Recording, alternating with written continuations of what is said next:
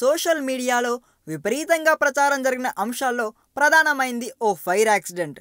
మహేష్ బాబు మురుగదాస్ కాంబినేషన్లో రూపొందుతున్న మూవీ సెట్లో భారీ అగ్ని ప్రమాదం జరిగిందని, దీపావళి టపాసులు కాలుస్తున్న సమయంలో ఫర్నిచర్ అంటుకోవడంతో కొంత విలువైన సామాగ్రి కూడా దగ్ధమైందని వార్తలు వచ్చాయి.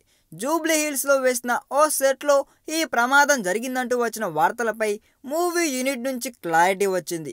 అగ్ని ప్రమాదం వార్తలు అన్ని రూమర్లే అని, ఎటువంటి ప్రమాదం జరగలేదని చెబుతున్నారు.